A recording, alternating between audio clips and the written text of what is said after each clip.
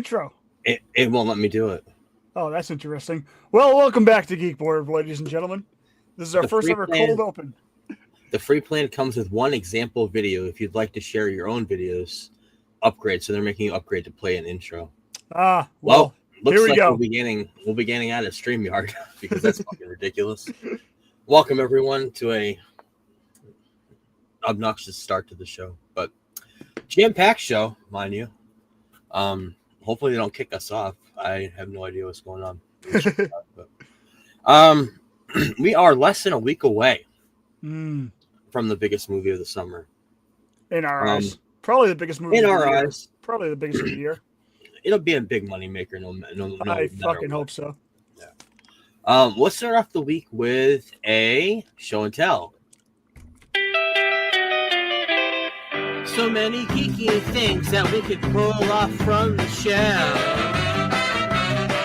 We've been collecting shit for years and now we're whipping it out. So it's time to showcase all the money that we wasted well. C'est la vie, say the old folks. It's Geek Web Show and Tell. Why don't you go first? All right. Well, my father attended the Red Sox game Yes. last Monday. So, Superman night. Got me a Superman bobblehead. You really can't see it here because it's still in the box. I haven't taken it out yet. Are we taking these out of the box or leaving them in the box? I already took mine out. Yeah, all right, I was thinking of doing the same thing. I literally just got home with it. But in the background, it has a little Fenway Green Monster thing going on.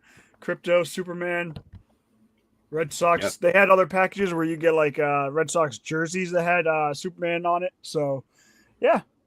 Yeah, really cool. I took mine out, put it on my shelf. Nice. Looks awesome. Nice bobble to it. I saved this. I bought this a couple months ago. I saved it for this month in particular for exact reasons that you're gonna notice in a second. But of course, let me take my fucking background off because I always forget. I bought a comic book cover by Alex Ross. Oh boy. It's a large comic book.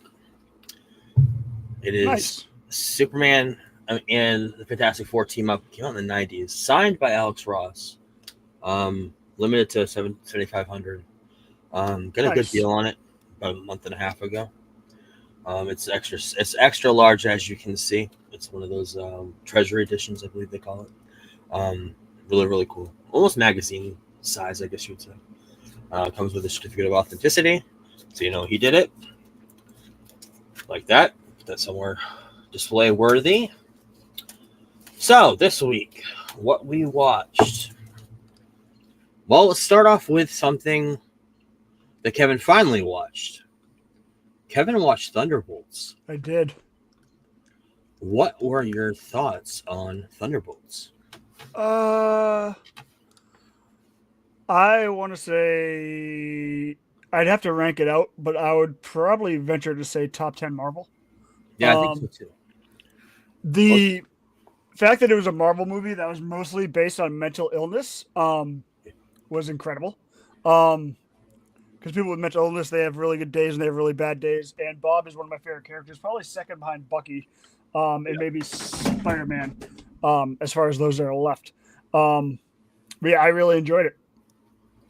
Yeah, very good movie. And like you mentioned, it's surprising how Marvel handled the mental health aspect of that movie and did a fantastic job with Bob. But great movie, and cannot wait to talk about the next movie in the Marvel franchise at the end of the month. But first, Marvel had a TV show that had a finale this week. Ironheart. Ironheart, surprisingly, is very, very good. And it's not getting, I don't know if it's because Disney did not kind of give up on it, which I kind of pissed off at Disney for. I mean, they didn't promote it at all. didn't promote it, and they split it in 2 weeks increments. The first half came out last week, and the second half came out this week, and they gave it. They had no. It worked well for Andor because Andor was 12 episodes versus 6. Right. So it was great for Andor because you get 3 a week, watch one a night or all 3 at once. But with this, it was like boom, boom, and you're done. But I think I told you on text. This has the same trope that all of these Marvel shows have. It could work as a movie. You could tell the same exact story if it was condensed into a movie. The first half last week connected to Iron Man. It was basically the origin of her creating her armor, moving to Chicago. The second half connected all to the mystic arts and Doctor Strange. Dormammu was mentioned a whole bunch of times. Natalie, this AI that she creates, is her best friend that got killed in a drive-by when she was younger. She creates this AI through her mind. The suit reads her mind, reads her thoughts, and creates the AI through memories of Natalie. In order to add magic to her suit to defeat the Hood, she has to sacrifice Natalie, which is basically her memory come to life. And there's a big, huge story about that. I don't want to get into too much of the details, but at the end, which we knew it was coming, we knew it was happening because it's been rumored for ever since this show was in production. I think since 2021, the show was filmed back then. But it was one of those things that got fucked up with the writer's strike, fucked up with COVID. We knew that there was going to be a debut in this show. Sacha Baron Cohen comes in, plays this mysterious type character, and he actually names himself Mephisto. This has been ever since WandaVision has been rumored because Wanda had such a connection to Mephisto with creating the children. There's another problem I have with these shows. By the way, at the end of this, he sits down with Riri. Riri defeats the Hood. He sits down with Riri and makes a deal with her to bring back Natalie. So they end up shaking hands, and she makes a deal with the devil. Interesting. I would love to see where this continues, but that's my other problem with this show. Is it going to continue? I think Mephisto will be continued because his character, casting him, is awesome. As you can see in that spoon there when he was stirring a cup of tea or a cup of coffee, you saw the very first glimpse of what he looks like with the red skin as the actual devil. But him playing Dormammu, who's been in movies before, he's been in both Ghost Rider movies, has been, I think, was it Fonda? Peter Fonda played him in the first Ghost Rider. And Ciarán Hinds played him in the second, I think, something like that. But he's been in the movies before. I mean, he's a devil. Everybody knows what the devil is. And he just did a great job playing this mysterious character coming out of the shadows and making deals with her. And he has so many, like I mentioned, Ghost Rider, he has so many implications of what could happen later. Opens a world for Ghost Rider, opens a world for a third Doctor Strange movie because this whole magic world got ripped open. And it also could be a follow-up to, and who could bypass all of that and just do a follow-up movie to what's already been rumored, a Midnight Suns movie, which brings back Moon Knight, brings in Blade, brings in Doctor Strange or Wong, whoever, and does this huge epic adventure-style crossover, kind of on a grounded level, but with mystic arts and dark arts. And yeah, you could do a whole bunch of shit with that. You could bring Punisher in, you can bring a whole bunch of shit in the Midnight Suns. And you can make the main villain be Mephisto. That would be the ultimate thing. But Sacha Baron Cohen being added to the MCU roster, great win for Marvel. And I cannot wait. And I hope they treat this right. That's the thing. You can tell, number one, with this show, we mentioned it before, that they're kind of slowing down on things, which is great for this show because the effects have been some of the best effects in a show in a while. The Ironheart suit in this looked so much better than it did in Black Panther. Looked more on line of what they did with Iron Man back in the day when they had more time to do VFX. Other than that, great show. Surprised me because the reviews were horrible going into it. It also got review bumps. It was hard to decide where this was coming from. But at the end, after watching it, great show. Top 3 finale from Marvel, maybe on the TV show front. And I'm very happy with how they brought in Mephisto in this and making the deal with Riri at the end. Recommend you watch it. Recommend anybody who loved Marvel, watch it because he's going to have major implications in the next phase or two going into Marvel, especially after. I don't know if he'll be in Secret Wars or Doomsday, but I think after that definitely could play a huge part in going forward in the Mutant Saga. But watch another series. I know you probably watched most of it, if not all of it too. Yep, finished. You did finish it. Good. The Bear season 4 did get picked up for season 5. I don't know if I put it in the notes or not. Thank God, yeah. I saw that like Thank right God. after I saw the finale, so that was good. Yeah, thank God, because it does leave in one of the first time it leaves on a really big cliffhanger. Yeah. The biggest cliffhanger, because at the end of the show, spoiler, you don't want to know for the next 30 seconds, pause or skip, but the bear decides he wants to retire and leave the whole entire restaurant to what's her name? I can't remember her name off the top of my head. But he wants to be done because he thinks he's holding the restaurant down because he's so meticulous with the way he cooks and the way he does things. And you're not sure where it's going to leave off next season. I would hope. I was watching, I was hoping, God, I hope it ends next season. Yeah, I think next season would be a great ending. I do think that'll be the ending. Will be next season. I think it'll be the last season. Yeah, it would be a perfect ending for the show. There were a lot of highs, and the thing about the show, when there's a lot of highs and there's a lot of lows, the lows are really, really low. The highs are really, really high. There's a great wedding episode in this season. Oh yeah, that was a great episode. Very emotional. Brought the whole entire cast together from past. It's always episode 7 too of every season. Always episode episode 7. One. Yeah. It was also very, very long too. It was over an hour. When most of its episodes are under or around. They're about a half hour. Yeah. Yeah. But great, and we'll see this again in another year. Probably about this time we'll come out with the 5th season. So, and Jeremy Allen White's becoming more and more. I mean, he's going to have the Bruce Springsteen movie come out before this, so he's going to be doing big things in movies too at the time. So we'll see. We are at kind of the precipice of the year of Superman. We're going to talk about Justice League. We're going to talk about Zack Snyder's Justice League, but we're going to talk about the two of them. Compare them. And we're also going to talk about what happened, where this franchise went from Zack Snyder's universe to a brand new universe being rebooted next week with Superman, with James Gunn's Superman. But first, let's start back in 2017, November 17th, 2017. Rewind a little bit, and we got the teaser poster right there of the Justice League movie. We also got some other posters for that movie as well with characters.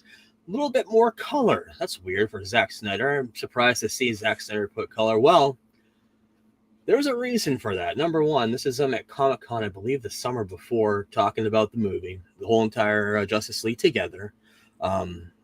And Zack Snyder stated the film would be inspired by the New Gods comic series. At the time, I think it was rumored they were going to do a New Gods movie. They were. It was actually co-written by Tom King, and it was supposed to be directed by... I can't remember the director, but it was a really good director was attached. Okay. Although the Justice League was initially announced as a 2-part film, the second part set and release 2 years after this one. Snyder stated in June of 2016 that they would be 2 distinct separate films, and one would not be split into 2. It would be both standalone stories. And then issues started to arise during production, right off the bat. Following the negative reception to Batman vs. Superman, Warner Brothers creates DC Films and puts Jeff Johns and John Berg in charge to oversee the DCEU and the continuity of everything of this shared universe. They sure did. Strike one. They issue rewrites throughout production. Jeff John caused issues with the writer Chris Terrio and the Warner Brothers executives. So nobody was happy. Rewrites were happening during filming as well, and they hired this whole writer summit, bringing in comic writers. Jeff Johns being one of them. I can't remember who else was in there, but to overlook and seeing what was not worthy, and they were looking over footage as they were filming and seeing what was not worthy enough for the production, ended up slogging down the production. And then in the middle of production, Zack Snyder has a family tragedy. His daughter kills herself, and he has to leave production abruptly, which puts a whole entire production like that with millions of dollars on the line in jeopardy. WB has no choice but hire a seasoned director, somebody who's been kind of known for big franchises, just did Avengers 5 years before the first Avengers movie, which was huge for Marvel. They hired Joss Whedon. And there's problems. They fucked up too, because I believe it was Warner Brothers, or they leaked it out that Joss Whedon was actually chosen by Snyder when they'd never actually met each other. So yeah, there's that smug prick right there. So he was hired to come in and finish the story, including writing and directing additional scenes and a rewrite and reshoot of the entire massive portion of the film, changing the original direction and completely changing it in post-production. Snyder ultimately retained sole credit as director. I'm so surprised because these movies are completely different. Didn't realize it. This is the first time I've watched them back to back. Unfortunately, it took me 12 hours because it was double time because I had to write notes at the same time. But DC Films attempted to correct course of the franchise during this time because they had somebody that was kind of in their wheelhouse, seeing over everything that Snyder was doing, and they didn't like anything he was doing. So he rewrote everything. It culminated in a lot of trouble production and just a disastrous release overall of this movie. It deviated significantly from Snyder's original vision. And during filming of Mission Impossible Fallout, they asked Henry Cavill to come in and do reshoots. They wanted to add a new introduction to the movie of Superman, kind of on a phone camera. Warner Brothers asked Paramount if it was okay, and Christopher McQuarrie, who directed that movie for Mission Impossible movie, and they asked him permission to shave Henry's beard and mustache off just to film this scene. At first, McQuarrie says, yeah, give us $3 million fee to cover the post-production and to re-add the mustache in post, and that's fine. Paramount eventually stepped in and said, no, fuck that. You do it. You put the money, you take off the mustache. So this is what we got. The very first opening shot of Justice League, we got this weird CGI digitally removed mustache, which was already a strike one against this movie. Superman was intentionally left out of the early marketing materials. If you remember the trailers, the posters, there was no look, because he died, of course, in Batman vs. Superman. There was no Superman in the marketing. It was only the other five. And that included the trailers, the clips, the posters. Even Cavill commented that it was ridiculous and kind of dumb that they did that. Rightfully so, because everybody knew he was in the movie. Yeah, but and the other thing is Cavill joined everybody on the press tour. Yep. So it's kind of dumb. The company also did not opt to delay the film's release after everything had happened. They wanted to keep the date, which means that they had numerous problems in post-production. And the executives wanted to receive their cash bonuses because of the AT&T merger that was going to be happening later. They wanted to get all those cash bonuses in before the merger happened. That's pretty much the reason why there was no delay. Adding to the cast, most of the main cast from Batman v Superman returned. We get J.K. Simmons coming in as Commissioner Gordon. You mentioned last week that the Batman casting in Zack Snyder's film was pretty much on par. Great. J.K. Simmons playing Commissioner Gordon was fantastic. Connie Nielsen coming in to play the Queen of Themyscira. She was in this movie. I think she was in Wonder Woman 2 later on. Didn't Wonder Woman come out later this year, or was Wonder Woman before this? Before the timeline. Wonder Woman came out in June. Okay, this is November. Okay. Amber Heard. You see her for the first time as Mira. You see Kieran Hines, who plays Steppenwolf. He played two versions of Steppenwolf. The one on the left is the one that's in this movie we're talking about now. The one on the right is in the Zack Snyder cut. Completely different CGI used, completely different voice. But kind of the same, like henchman to Darkseid. We'll get into that in a minute. Other casting note, David Thewlis, who returns as Ares from Wonder Woman. They used his likeness in the huge battle that happened in the middle of the movie, at the beginning of the movie. Billy Crudup debuts as Barry Allen's father, Henry, who would later be in The Flash. And he's also in Watchmen. Mark McClure, he played Jimmy Olsen in the Christopher Reeve Superman series. He had a brief cameo as two different characters. In the Justice League movie, he played a guard at the prison. And we'll get into the other character in a minute for Zack Snyder's Justice League. But the beginning of the movie picks up as the world's mourning Superman's loss. Banners hung over the London Bridge and over the Notre Dame. So everybody's mourning the loss of Superman. And you catch up with Wonder Woman. She's working at a museum and trying to stop a heist. And we catch up with Batman trying to find the Aquaman, who's been doing research ever since he saw that video in Batman vs. Superman of an Aquaman character. Realizes it's Arthur Curry, and we see the very first glimpse of Jason Momoa playing Aquaman, Arthur Curry, in this Icelandic village, I believe, kind of Sure, we'll showing talk up about that during little scene in a bit. Yeah, we will. And joining this cast is Ray Fisher. I believe this is his first movie as Cyborg. And his father, Victor, is there. They have a little bit of repertoire in this movie, a little bit better in the Snyder Cut. That's the thing about the Snyder Cut. I'm going to tell you right now, significantly better. Like, it's a whole different movie better. And we'll get into that in a little bit. But there's a great scene in this movie, played much better in the second movie, in the other version. 10,000 years ago. It's the Olympic gods, Amazons, Atlanteans, humanity, and extraterrestrial beings, including Green Lanterns, all joined forces to stop Steppenwolf and his legion of parademons from conquering Earth. And they're trying to find them. They're trying to use the mother boxes to conquer Earth. As we see Steppenwolf there leading the charge. This is the Green Lantern they use. Quick scene of him collapsing and falling. The ring comes flying off of him. And there's 3 mother boxes that were left after they were defeated. 3 mother boxes are left on Earth. One in Themyscira, one in Atlantis, and one was left to man that they buried somewhere. I believe in Italy or somewhere. And that's the one that created Cyborg. We see Aquaman drinking. Of course, I don't have that picture here. Why are my pictures all mixed up? That's weird. Well, there's Barry Allen, the Flash. I'm missing a whole section of photos. So that's weird. Yeah, that's Barry Allen debuting as the Flash. Batman throws the Batarang. He catches it in freeze form.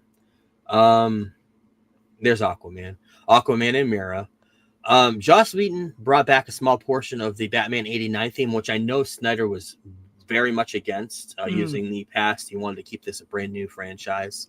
I noticed that they also brought back Superman's theme in Flash back at Black Adam, but I'll get into that later.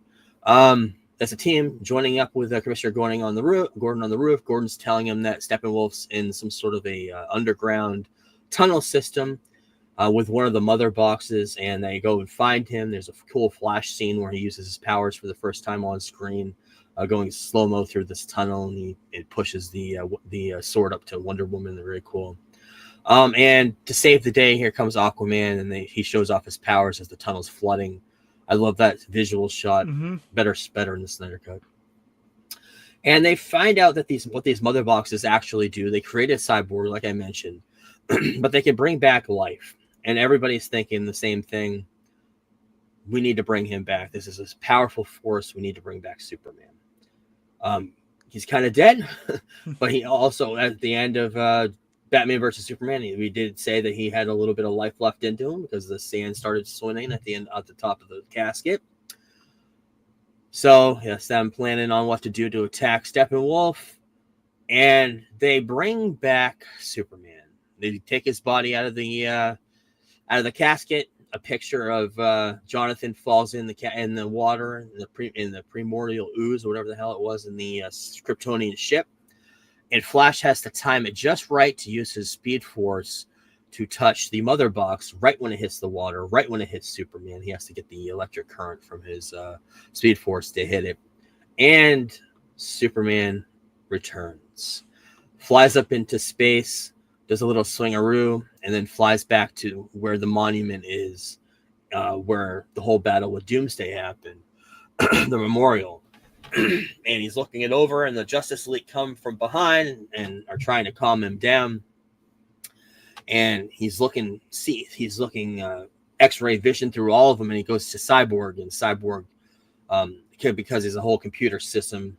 His computer system starts going crazy. He's thinking a threat's happening with Superman looking at him, and he shoots a rocket at him. Not good. And then Wonder Woman tries to get him with a lasso. He reins her in. Aquaman and Wonder Woman try to attack him. Flash tries to go slow-mo around him, and he looks back and sees him in real time. He can see him because he's Superman, and he tries to attack the Flash. It's a great scene, even better in the Snyder Cut. And then in the movie he runs into Lois Lane. She calms him down. They go to Smallville. And he kind of tried to find himself, and you're not sure what's going to happen. The rest of the team after this, they get back together, they regroup, and they want to go stop Steppenwolf, who is now putting these 3 mother boxes together that he's collected. He's going to create the Unity. And right as he's about to put the Unity together, Superman returns. He has a big fight with Steppenwolf, full of color. Like I mentioned, once Joss Whedon took over, it seems like they wanted to add more color to the Justice League movie. And if you know Zack Snyder, we've talked about he's very, very dark director. Not just the tone, but the look too. So yeah, Cyborg start to try to take the mother boxes apart, and he asks Superman for help, and the 2 of them separate the 3 mother boxes, destroy them, and we have the scene of them standing over the silo in full Justice League form, the 4 of them, the 5 of them.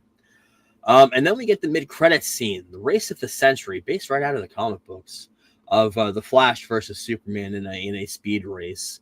And I don't think we ever find out who won. Nope. I think the Flash wins in the comic books. So, in a post-credits scene, Lex Luthor has escaped from prison. Jesse Eisenberg returns. He actually was in Arkham Asylum. He recruits Slade Wilson, aka Deathstroke. He's going to be played by Joe Manganiello, to form a new League of Their Own. That's him as Deathstroke there, taking off the mask.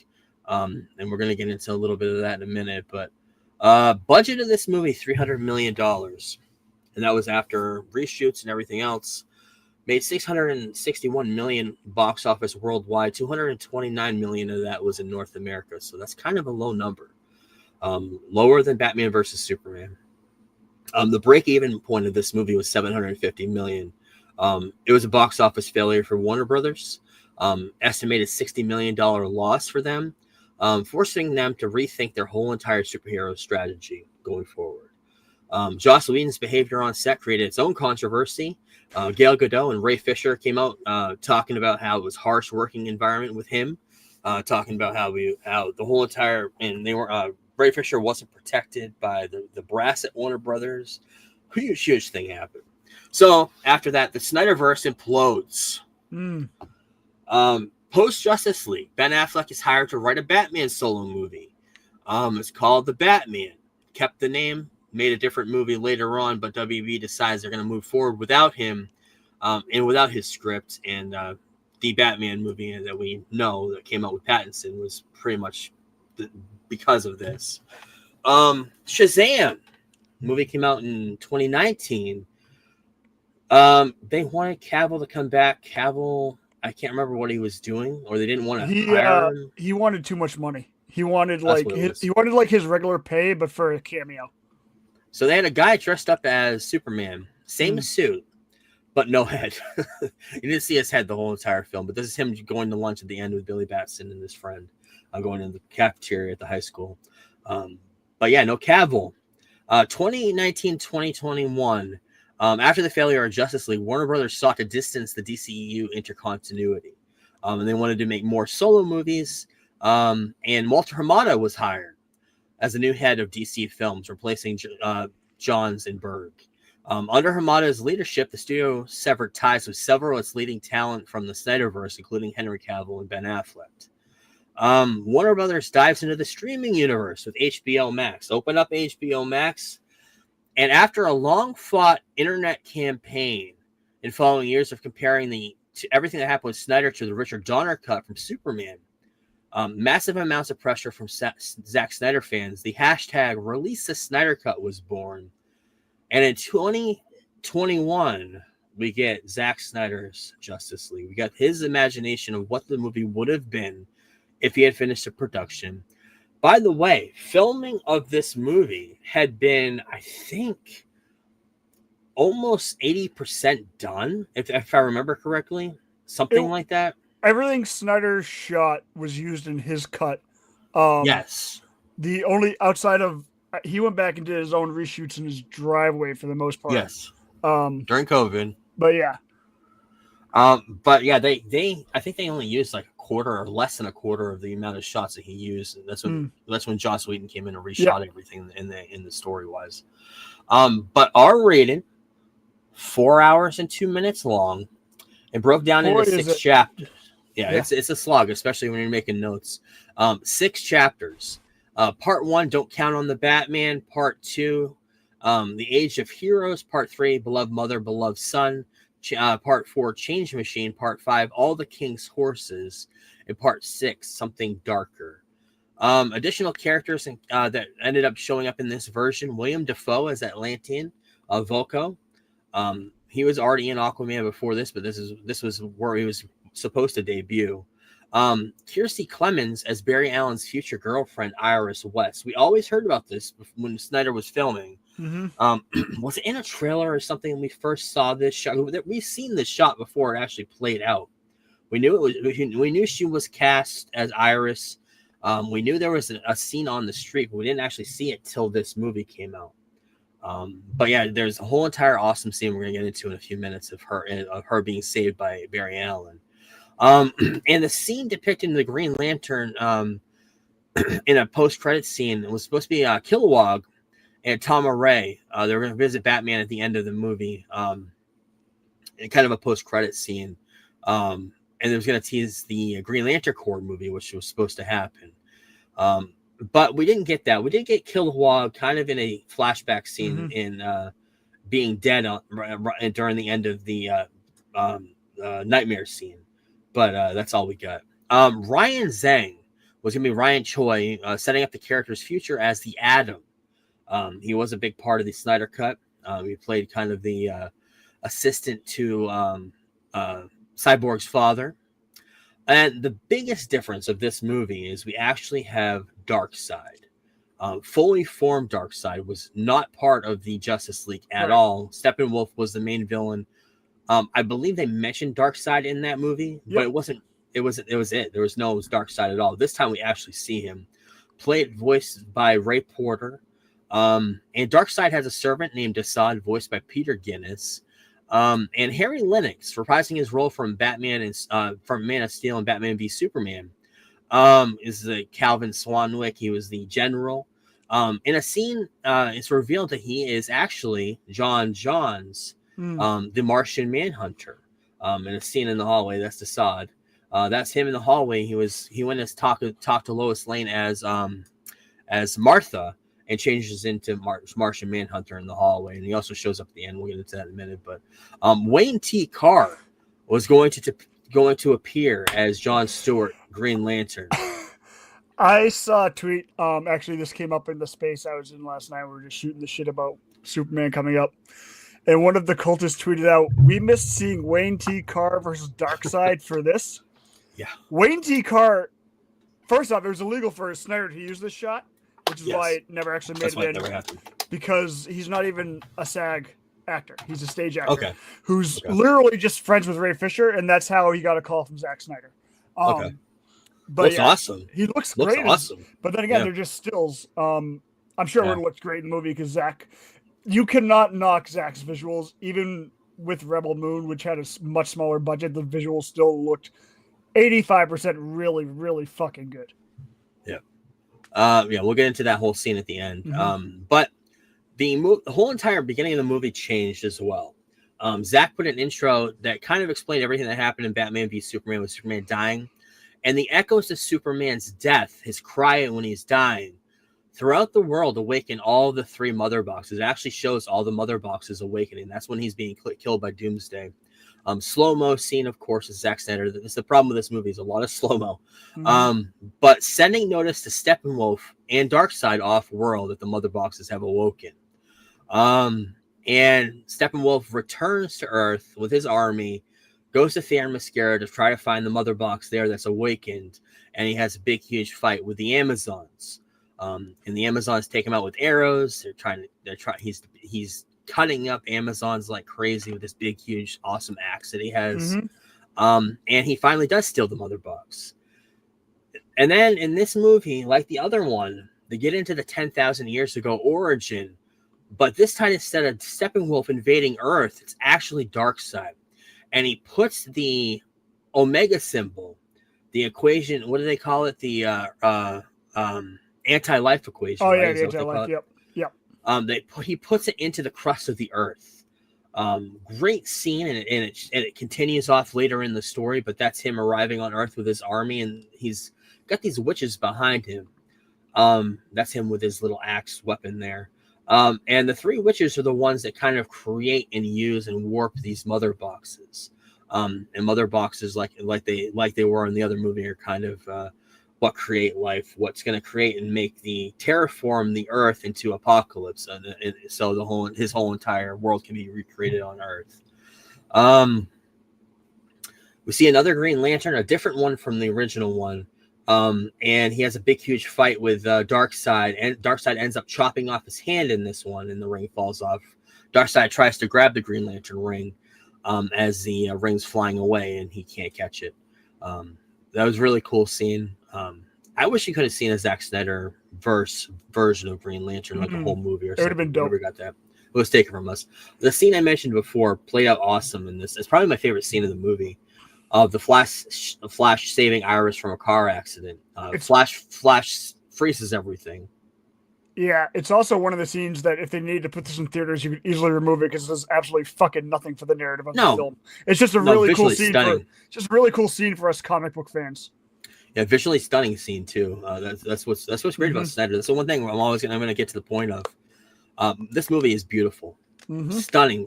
There's shots in this movie that could be in a museum. That's how stunning his visual eye is, but the writing is just could be better. Yeah.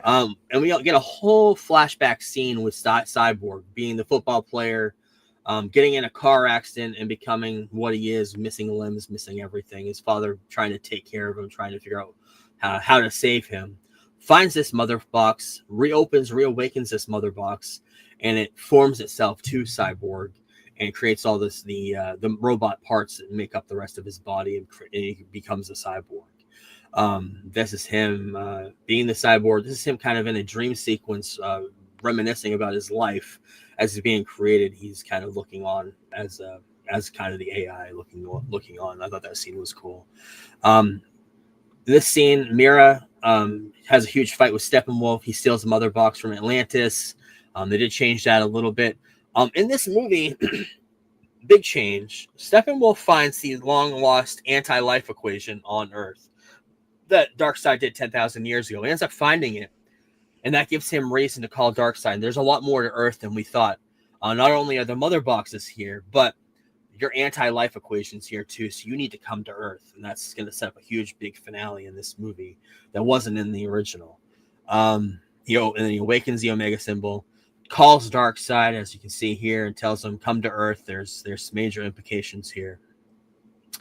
And in this movie, a little bit different from the first one, Darkseid has a vision as they're trying to awaken Superman. The mother box give him a vision of what Darkseid's future will become if the mother boxes open up Superman and create life with him, wake him up. The Earth is going to become Apocalypse, pretty much. Darkseid's going to rule over it. He's going to kill the Justice League. He's going to kill Wonder Woman. He's going to kill Aquaman. Very cool scene. And he's going to kill Lois Lane as Superman's leaning over her body. And he's going to influence Superman, put the hand down his shoulder, and Superman's going, as we saw in the nightmare scene in Batman vs. Superman, Superman's going to go crazy, go evil, and take revenge off of Batman, take revenge off the Justice League. And that's him flying over the remains of what the Hall of Justice and Darkseid's armies in the background. Very cool visual. Like you mentioned, visual scenes are awesome in this movie. Scene plays out a little bit differently in the memorial. A little bit slower. A lot more army come in. There's a whole tank versus Superman scene, which is really cool. You skipped the part where they changed how the Flash brought back Superman. Not that. Oh yeah, that's right. Yeah, it did change a little bit. Yeah, they changed it where the Flash goes so fast when going to touch the mother box that he's actually too late. But because he's going so fast, he rewinds time by accident, and that's how he ends up bringing Superman back. Yeah, that's how that's how I was gonna get into the time thing because it's gonna happen later on, a big part in the movie. But yeah, that's how he figures out the time force and how we can manipulate time. That's how he first realizes it, because he misses the mother box just by a millisecond, has to rewind time to get back up and running. But yeah, awesome scenes, and the whole memorial scene changed. Mark McClure in this movie, instead of playing a guard, he played a police officer. I did want to mention that. And the whole entire scene with Cyborg's father changed in this movie. Cyborg's father sacrifices himself to save Cyborg, so Steppenwolf doesn't get to this mother box. He's trying to destroy the mother box. He figures he can destroy it with this laser. Does not end up happening. Steppenwolf, he ends up killing himself, but Steppenwolf ends up taking this mother box too, and unites all three in this movie in the Unity. And the whole Superman gets resurrected, of course, is different in this movie. First of all, he's got a black suit. He goes to the Kryptonian ship and finds this black suit. It's kind of like I guess they have a whole bunch of suits. It's kind of like a miner suit. There's like different suits. So there's a black one. He ends up grabbing that, putting it on. And it's kind of shot by shot comparison of Man of Steel to what was going on here. Kind of a remake of him getting his powers, finding his powers again. It's kind of cool. And goes in. I love this shot. This is probably one of my favorite shots of the movie, where he goes up to the sun and kind of just soaks it all in. We get the Justice League arriving in Russia, in Batman in the new Batmobile. We got them going toe to toe with Steppenwolf at the end, and right as he's about to attack Cyborg, who's trying to separate the mother boxes, Superman comes in, and an awesome scene. The way this plays out is so fucking awesome. He stops Steppenwolf from attacking Cyborg, uses his freeze breath to freeze the weapon and breaks it into millions of pieces, and they have a huge knockdown drag out fight. Visually awesome just to see him attack like this with the black suit, of course. And the world opens up, a portal opens up, and you see Darkseid looking at the Justice League through the portal. As Ray Fisher is too late. Cyborg is too late, and he cannot separate the mother boxes, so it goes off, and that scene that was shown to him from the mother boxes starts playing out, where the world is being destroyed. And the Flash isn't getting there fast enough, and he's watching from a distance that the explosion goes off, and he freezes time. And he runs to the Justice League, and you see the world crumbling underneath his feet, but he's rewinding time, so the world that's crumbling under his feet is coming back. The world is regrowing. Very cool visual scene. Lots of slow-mo, but I kind of, after the first time I complained about it a lot, the way they played it in this version, I thought looked really, really cool. I just wish they held the slow-mo to mostly Flash scenes, but they give everyone slow-mo. Yeah, they did, yeah. And they defeat Steppenwolf. Aquaman grabs him with a trident. Superman punches him into the portal, and right as he's about to go through the portal, Wonder Woman cuts his head off. The head falls at Darkseid's feet, and he crushes Steppenwolf's head right under his foot. The Justice League are looking in as Darkseid's looking at them on the other side of the portal, and the portal closes, and Darkseid's like, "Get the Armada ready. We need to go after it. We know where our anti-life equation is. We need to go find it." Setting up what would have been a sequel that we didn't get, unfortunately. Same scene, different colors on top of the tower. This time, Superman in the black suit. And there's an epilogue in this movie. A Father Twice Over. This is pretty much the end of the Justice League movie, with a little bit of other scenes added in. I know this scene, I didn't mention it in the Justice League, but I didn't want to mention here. Batman creates the Wayne Manor, turns into the Hall of Justice, the old decrepit Wayne Manor. And he's looking it over, saying there's a table there with 6 chairs, and Wonder Woman's like, with room to grow. Of course, Justice League has so many members, but and then the very end of this movie, we see the nightmare future of where the next movie would have gone. We open up with the scene of the nightmare scene, which is reminiscent of what happened in Batman v Superman, and we meet all the Justice League members and villains that pretty much survived Apocalypse. We got Deathstroke, we got Flash with the helmet, which we saw in Batman v Superman. We got Nightmare Batman, which we saw in Batman v Superman. But we also got Jared Leto's Joker. This was filmed in Zack Snyder's backyard, his garage. This whole entire scene, bringing in Jared Leto, who had done, I think the only movie he did was Suicide Squad, right? He didn't do anything else. Yeah, that's it. Yeah, and he was going to have a huge part in other movies, but Zack Snyder brought him in for this, changed the character up a little bit. Wasn't as crazy as he was in Suicide Squad. Changed the makeup and everything. I thought it was really cool the way they did it. But he has an interaction with Batman that's pretty cool. And then Cyborg's like, he's coming, and Superman finds them, and everybody's on the guard. Flash suits up, puts the helmet down, and Superman arrives behind Batman. And starts to, right as he's about to use his heat vision on everybody, Ben Affleck wakes up in present time as Bruce Wayne. And this is the scene that we were talking about at the end of this movie, which is a great movie. Epic ending to this movie is him waking up from a dream sequence as somebody's flying in to his little villa that's on a lake somewhere in America, Gotham, I guess. And John Jones shows up, the Martian Manhunter. Telling him that Darkseid's going to be coming back. We need to regroup. We need to get everybody together. We need to have a team against him to be prepared.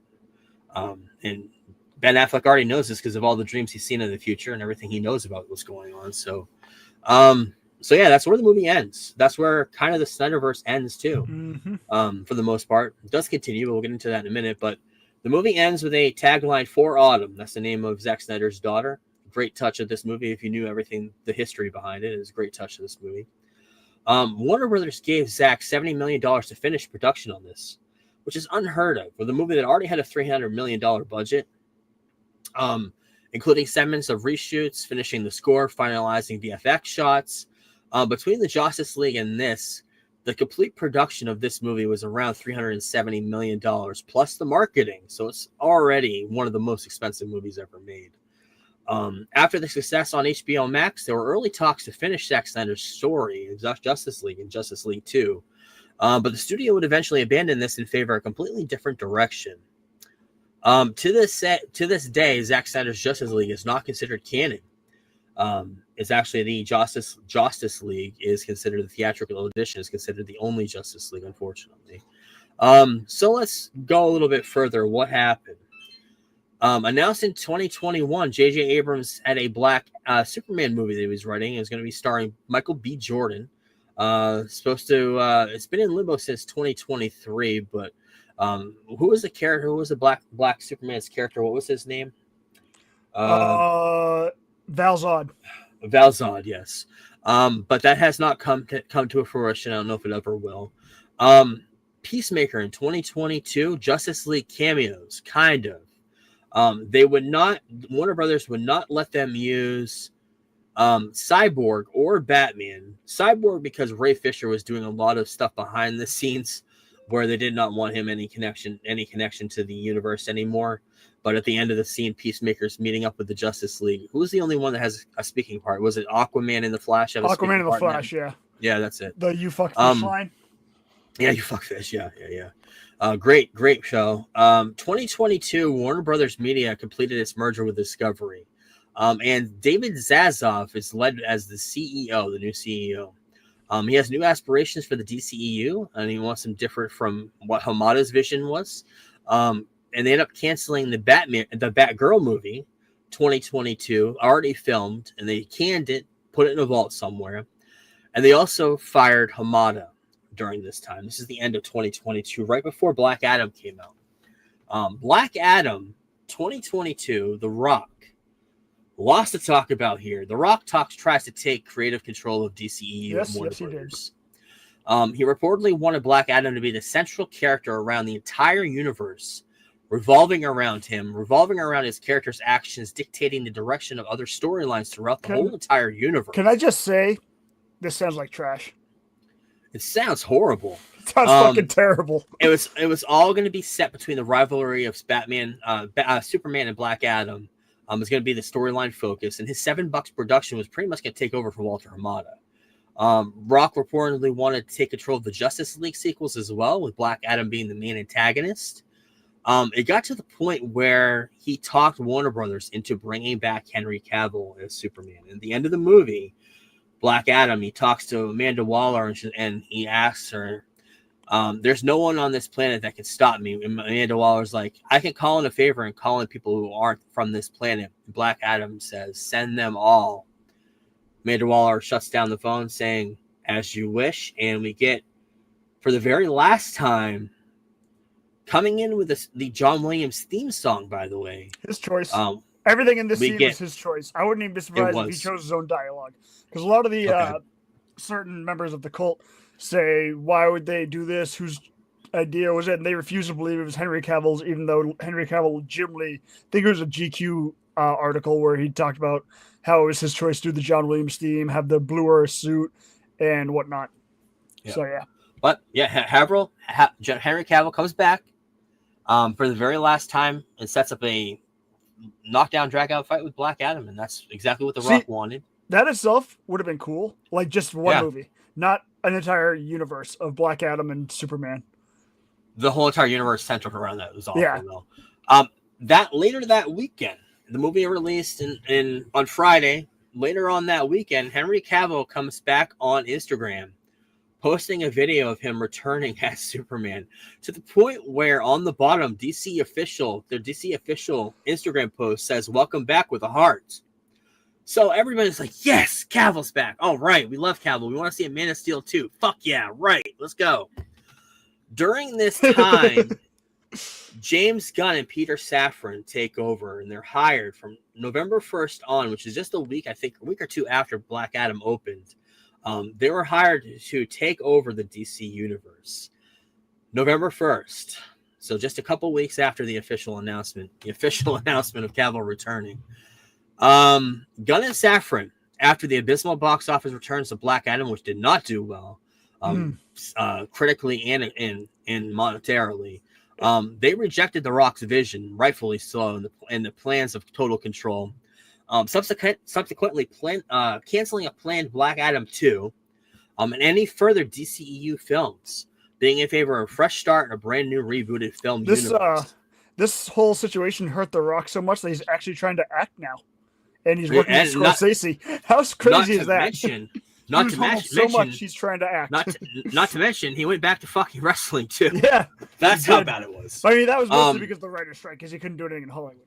But still, it's insane.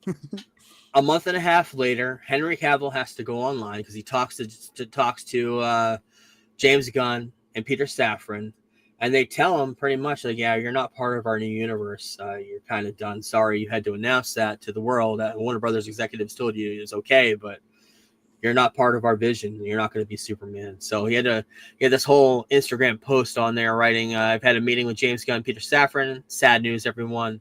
After all, I'm not going to be returning as Superman. So, and fans, and that was pretty much the nail in the coffin of the Snyderverse. That was it. I mean, once Cavill was gone, and once they took over, but there was still one movie. I still think, before we get into the next movie, for all the issues that the DCEU had, Snyder leaving, the biggest mistake they ever made was not making. They easily could have made a traditional Superman movie with Henry Cavill in like 2019, released in 2019. I think that was the nail in the coffin, is the fact that at that point Ben Affleck was pretty much done, so they didn't really have a Batman, but they could have at least attempted to do something with the Superman character. They were just bitches about it, because they wanted to stick to their moral high ground of basically getting rid of everything Snyder except for Gal Gadot and The Flash, because they were still filming that movie. But I think if you had released a Henry Cavill Superman movie in 2019, things might have been different. It might have ended up around the same, but things I think would have at least been different. But we'll never know. Yeah, we'll never know, unfortunately. Like you mentioned, The Flash, still in production at this time. It was actually in post-production. So they couldn't cancel it. They couldn't do anything about it. There was a whole bunch of stuff filmed for it. We're going to get into it. This came out in 2023. It came out about 7-8 months after it was announced that James Gunn was going to be taken over. They cast Sasha Calle as Kara Zor-El, bringing in Supergirl into the Snyderverse, kind of. I thought she was great in that movie. Yeah, she was good.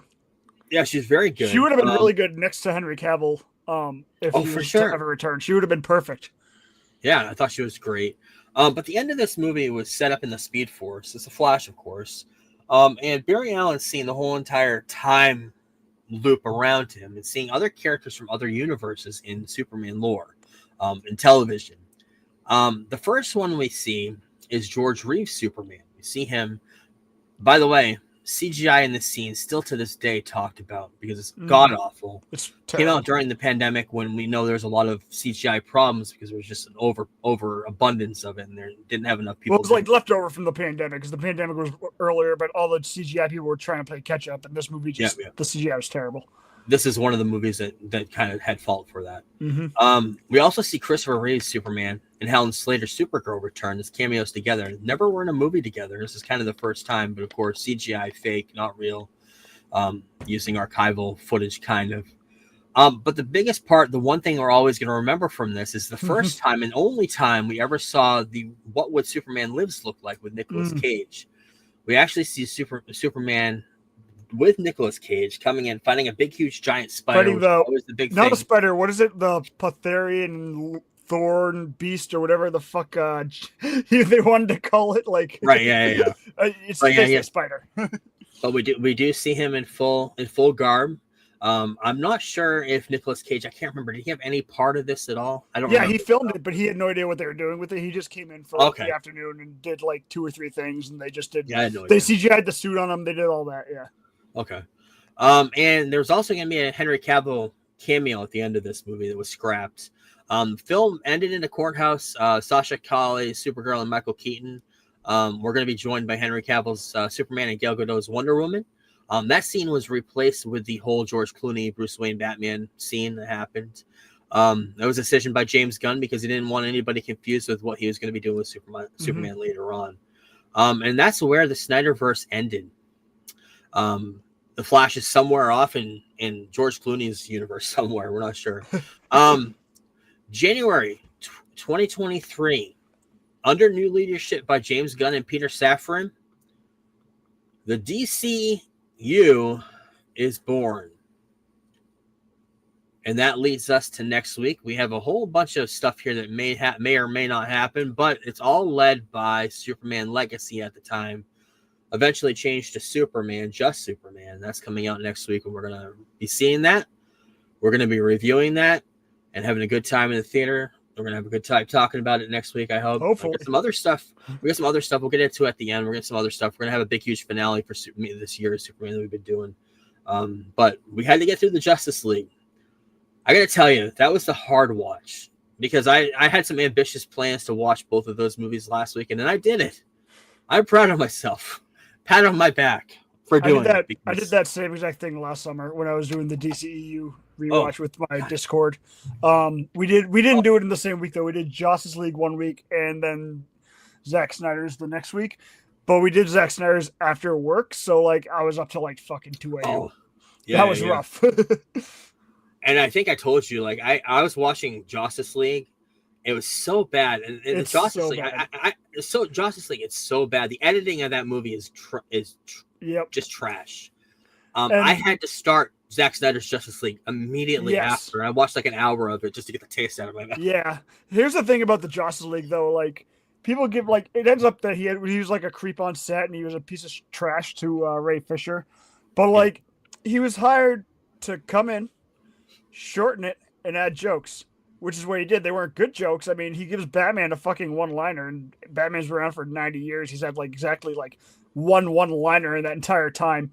But like he did what he was supposed to do. Like he did what he was hired to do. It just so happens that you can't take somebody like Zach and take somebody like Joss Whedon, who are two completely different filmmakers. It's like trying to do a sequel trilogy of Star Wars and hiring J.J. Abrams and then hiring Rian Johnson to follow up on Abrams did. They're just two completely different mindsets of filmmaking that, I mean, they just aren't going to mesh. They just aren't at all. Yeah. And that was the issue, is that they saw dollar signs with the Avengers making $1 billion. So they say, why don't we bring in the guy that did that? Well, at the same time, I mean, Marvel was kind of getting into being its own little machine at that time. So, I mean, I probably could have directed the Avengers to fucking $900 million if I had to, like, you know? So it's just one of those things. Yeah. Unfortunately, Snyder Cut. I wish we could have seen it continue. I wish we could have seen what Zach's vision was for the last movie, what the ending of the nightmare scene would have been. But we didn't get it, unfortunately. Kind of got a glimpse of what was going to happen in Cyborg's scene, what was going to happen next. But We didn't see it, unfortunately, but so next week we'll talk about Superman. We're gonna talk about Superman and Lois, Krypton, and we're gonna talk about Crisis on Infinite Earths, the whole Arrowverse crossover that happened. We're gonna talk about that. Those are the three Plex, main right? things. Yeah, it's on the Plex now. Good. Yep, so we can watch that. With that being said, let's get into the news.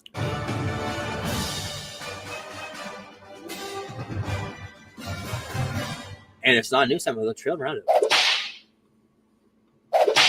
I got some good trailers this week. We got a trailer for Hail Mary, Project Hail Mary, starring Ryan Gosling, from the director of The Martian. Film follows a teacher who wakes up and soon remembers he was sent 12 light years away from the Earth to save humanity because the sun begins to erode. And all the suns in the universe pretty much are eroding. And he's trying to figure out, and all the universes are eroding, and he's trying to figure out what's going to happen. So they send him 12 light years away, and a whole bunch of stuff happens. Done by Phil Lord and Christopher Miller. Looked great. Comes out on March 20th of next year. Film for IMAX. So this Hail Mary movie is. I want to read the book because I heard it's one of the greatest books of all time, written by the same guy that did The Martian. I really cannot wait for this movie. I think it looks fantastic. It's like my type of like science fiction. And I'm a big fan of Ryan Gosling, even though I haven't seen a ton of his movies. But what he's done lately between How He Was Ken and like he to me carried Barbie as Ken, and that other movie about the stuntman. Fall Guy, yeah, great Fall Guy. He's becoming one of my favorite actors, so definitely can't wait for this movie. Yep. Eyes of Wakanda. Got a quick glimpse of that trailer coming out sometime in August 27th. Got a new trailer for Cat in the Hat. Bill Hader doing the voice for Cat in the Hat this time. That was all right. Comes out February of next year. Got a great trailer for Running Man. This looked awesome. Here's based off of the book more than what they did with the original movie. More of an adaptation of the book. Comes out in November of this year. And we got a leaked version, which is probably going to be coming out today, of The Odyssey, Christopher Nolan's next movie. This is exclusive to trailers, which I thought was awesome. I'm glad they did that. We always say that how great trailers are in the theater first and exclusive. But they did leak online. I saw the leak. I'm sure you did too. I haven't watched it yet. I'm waiting. I'm hoping to see it before Superman or some other movie. It'll probably be Superman. Yeah. Yeah. But yeah, it comes out next year. So excited for that. The Odyssey. Box office last week, F1 movie won the box office weekend with 55.6 million. How to Train Your Dragon, number 2 with 19. Elio with another 10. F1 is Brad Pitt's biggest global box office opening ever with 144 million. And a sequel is reportedly already being discussed. The big rumor of that is he's a NASCAR driver. And they're saying there's possibility that there's a shared universe between this and Days of Thunder, which is also in production. That's right. Tom Cruise is also behind the scenes promoting this movie heavily. And of course, this is directed by the guy that did Maverick, who is also, I believe, going to do Days of Thunder, but I'm not sure. I believe so too. I think you're right. But yeah, did want to mention some deaths this week. First one, Jim Shooter. He was the lead at DC or Marvel in the 80s during the big, huge Secret Wars thing. He is one of the first to greenlit this big, huge multi-comic book run of Secret Wars, also bringing in the toy universe of that as well. He did a whole bunch of stuff for DC as well. Flash versus Superman there. He's done a whole bunch of stuff, but he died this week. Rest in peace to him. Rest in peace to Kenneth Coley. You don't know the name, but you know the actor if you love Star Wars. He played Admiral Piet in The Empire Strikes Back and Return of the Jedi. He died this week at 87 years old of COVID. COVID is back, people. And rest in peace to Michael Madsen. That was sad. Yeah, because Reservoir Dogs is the scene that he's going to be known for. It's the scene that he did that whole entire thing improv. I think Tarantino wanted him to do some sort of a dance. And he's like, what? So he ended up doing his own version of a maniacal kind of dance as he's trying to interrogate somebody, which is awesome. Played stuck in the middle of it. I'm going to have to watch that after Jaws tonight because Jaws is a 4th of July movie, but yeah. Oh, Oh, I have thank you for thing too is I thank have you for Reservoir reminding me. Dogs. I got Reservoir Dogs on 4K. I've never actually watched it on 4K, so I might do Ooh, that. that'll Yeah. look great. Yep. Thank you for reminding me, everyone. Yep. Make sure Jaws you night. watch Hamilton. Make sure you Oh watch yeah, Hamilton it's your too. Hamilton night. Yep. Yeah, I watch it once a year so I don't oversaturate myself. But yeah, Michael Madsen died, 67 years old. Nothing as of today. No cause of death, but I think he's had a history of drugs and stuff. So Yeah. I saw yeah, somebody online post that instead of watching one Reservoir Dogs in honor of him, they're gonna do an 8 ball of cocaine and drink a bottle of vodka. God, yeah, love the internet. Let's get into the news. Oh God. Not that. P. Diddy found guilty on only 2 accounts, but not guilty on the biggest one, the sex trafficking and the RICO. The RICO was the big one. The RICO would have gotten him life in prison. Yeah, he would have been. Yeah. Yeah, that one was not guilty as well. So he's got these two charges for prostitution. They're saying it's less than a year in jail. He's already served like 10 months. I think what they're saying is it would be like 10 years, probation 5, but due to whatever good behavior, he'd be out in like 12 to 18 months or something like that. Yeah. P. Diddy. Yeah, P. Diddy. He's gonna be out of prison. He's gonna be out of jail. Summer 2026. Watch out. P. Diddy's back, baby. Take that. Cannot wait. Netflix teaming up with NASA to stream the live rocket launches, astronaut spacewalks, mission coverage, views of Earth. They're going to do it all on Netflix. They have a deal with NASA now. So that's pretty cool. I love NASA. I love space and all that. A cool movie poster for Naked I saw Flight. this. This is awesome. No AI was used in the making of this poster. I fucking love this poster. He has like 8 fingers. That's what's great about it. Cannot wait for that. Comes out in just a month, so cannot wait. Got a new poster for Toxic Avenger as well. Comes out, I believe, next month as well, the end of next month. Got a new poster for Alien Earth. Comes out next month as well, with all the characters that are going to be in there, the human characters. I did talk about it earlier. The Bear season 5 was renewed by FX. No word on if that's going to be the end or not, but I'm kind of hoping it is. I hope so, yeah. Tire season 3 also coming out in 2026 was renewed. Coming back for Devil's Wears Prada 2. Anne Hathaway, Meryl Streep, Emily Blunt, Stanley Tucci all returning. The only one that's not returning is Adrian Grenier, who was in Entourage. He's not coming back. I don't even think he's acting anymore. I think he owns a farm somewhere. He's just off doing this. As I would do after Entourage, because that show's a goddamn classic. They're bringing in Kenneth Branagh. Is going to be playing the wife of Meryl Streep, but that's pretty much it for that.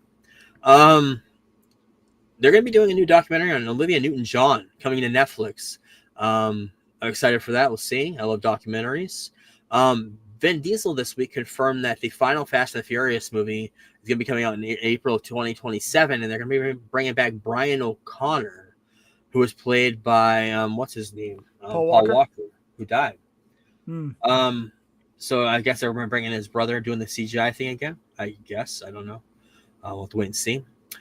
In Last of Us news, I don't have anything here. Neil Druckmann will not return to The Last of Us Season 3. He's going to be returning to Naughty Dog to do their next game. So he's not going to be writing the 3rd season. He's leaving right before production starts. And I think that's the reason why Season 1 and 2 were so great, because they brought in the original creator of those games in to write those stories, but he's not going to be a part of the Season 3 on. So we'll have to see where that plays out. But I got a new picture of Sharon Stone in the Nobody 2 sequel. She'll be playing the villain of that in the amusement park, going after Bob Odenkirk. So you got a new picture of the Predator Badlands coming out later this year. Got a new picture of them. Wanted to mention this. Chuck E. Cheese is launching an adult-focused spin-off called Chuck's Arcade.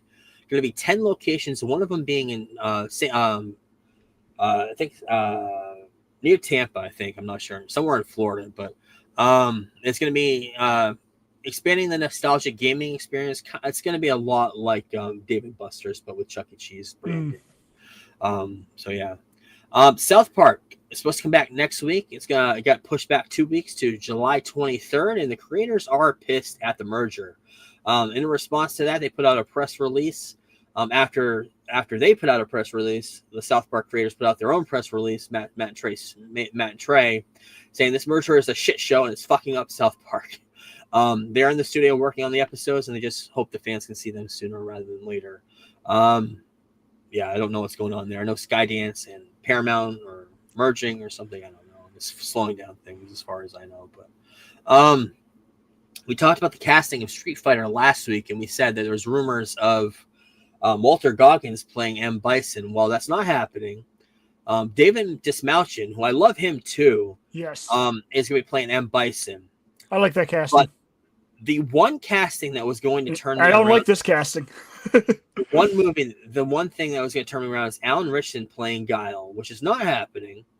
He must have backed out. Cody Rhodes coming in to play Guile. Nope. No way. He is. I've seen Arrow. I've seen his acting. No. Yeah, he's not that good. That kind of took this movie out of my wheelhouse completely, but we'll have to wait and see because the rest of the casting looks pretty good. But, oh my god. You got some new popcorn buckets. First one's for I Know What You Did Last Summer. By the way, if you don't have them on iTunes, there's a trilogy of those movies. I Know What You Did Last Summer. $9.99 this week on iTunes. There's 3 of them. I thought there was only 2. There's a third one. One of those limited, made for TV. Oh, okay. I Know What You Did Last Summer, but the other two are included. So you're getting the other 2 for $9.99 plus an extra one. They did come out. Yeah, they came out this week. I Know What You Did Last Summer, coming out with a color-changing cup and popcorn tackle box. Because everybody has to have their own popcorn bucket. We're getting new Jurassic World. The movie that came out this week. Jurassic World popcorn buckets. I was going to go see it last night, cups. but I got out of work too late because it's the goddamn holiday. Yeah, the holiday. And we got some. I thought these were really cool for Jaws. Is Jaws 50th going on next week after? This week, of course, because it's 4th of July. But yeah, they're doing a 50th anniversary in theaters on August 29th. And I thought these tins looked really cool. It's kind of set through Amityville, vintage signs. I like the retro look. Yeah. Yeah.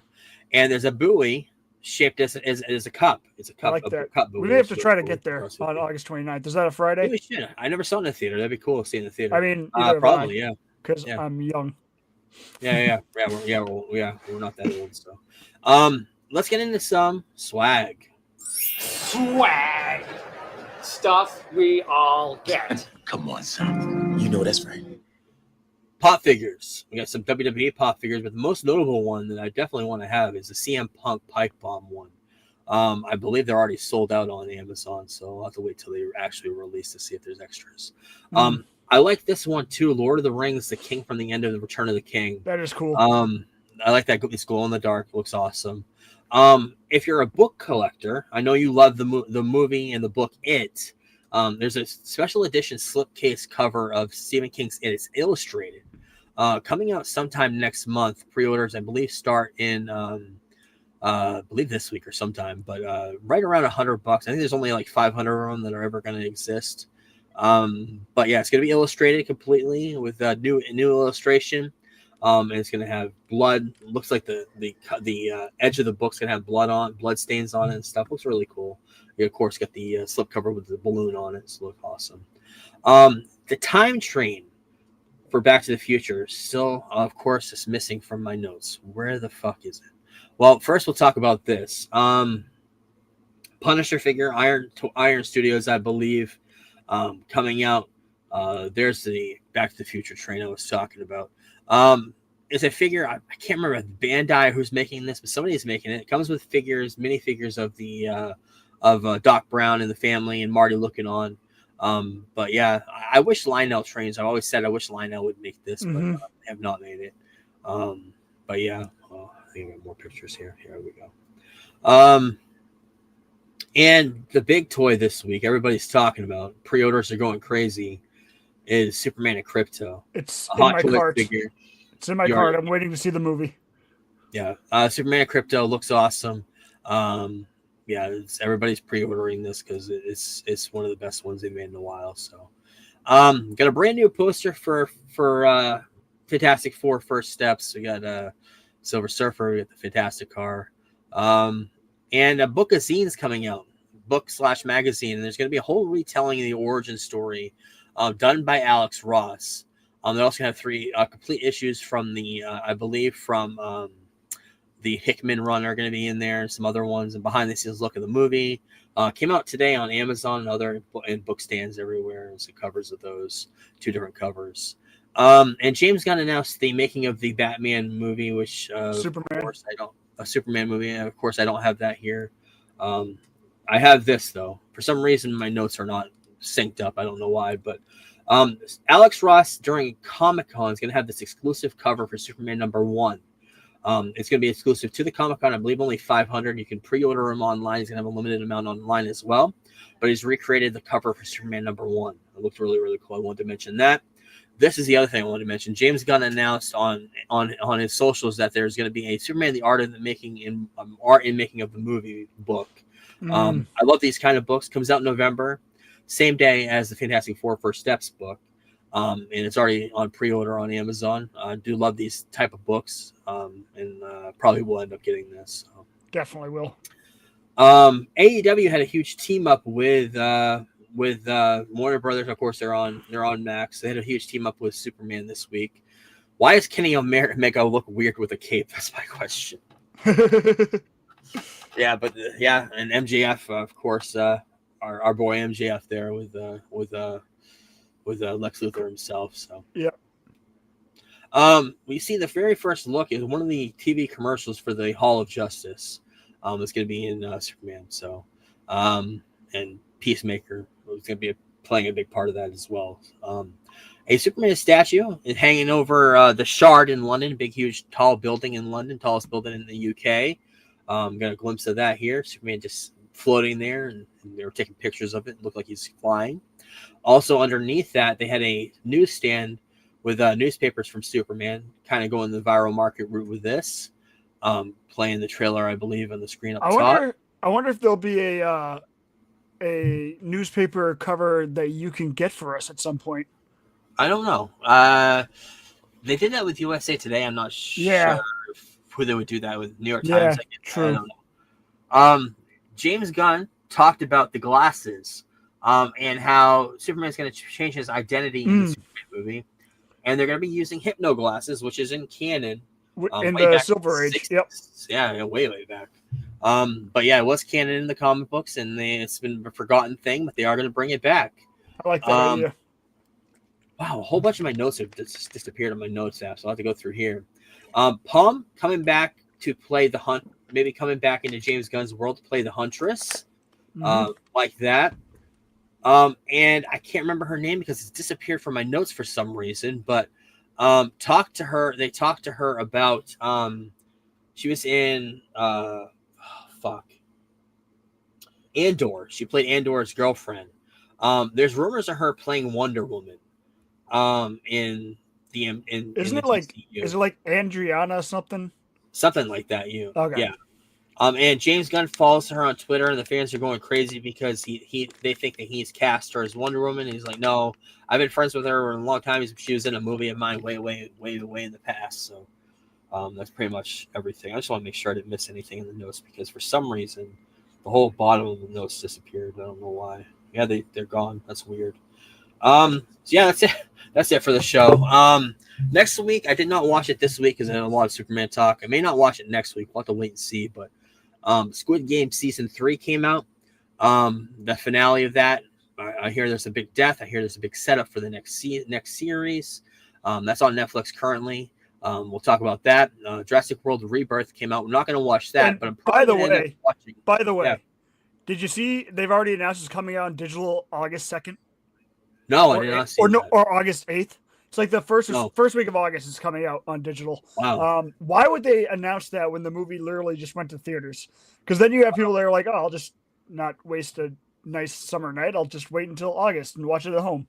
I hate that. Yeah, I did not hear that. Yeah. Not going to watch Jurassic World, but I am going to watch Heads of State. That came out on Prime, getting pretty good reviews. Idris Elba and John Cena. That's on Prime if you want to watch that. Came out yesterday, Sandman Volume 2, Season 2, Volume 1. That's on Netflix. I'm probably going to end up watching that. It's Always Sunny in Philadelphia has a premiere next week, 17th season. On the 10th, I believe it's the end of next week, so we're probably going to move that to the week after, but I didn't want to mention it. Jaws at 50 has a documentary coming out on Hulu. We need to watch that, probably watch it for the next week. It comes out next Thursday. Next Friday, Dexter Resurrection premieres on Paramount Plus. We are going to watch that Friday, and we'll talk about it Friday next week, the premiere. And the finale of the year is Superman. We'll talk about the Krypton series. We'll talk about the Arrowverse. We'll talk about Crisis on Infinite Earths, and we'll talk about Superman and Lois. Kevin's watched all of that. Mm-hmm. And the big thing next week is this is 7 months in the making. We are going to be reviewing Superman. Big, huge lead up for us. We've been talking about Superman so much ad nauseum for the last 6 months. So this is a big, huge finale for us. So looking forward to that movie and seeing where it plays out and seeing how the universe kind of opens up from there. So thank you, everyone. We're not going to have an outro because StreamYard sucks. Hello, Restream next week. Looks like I'll be doing some research all week. So thank you, everyone. And we'll talk to you next week. Peace. Deuces.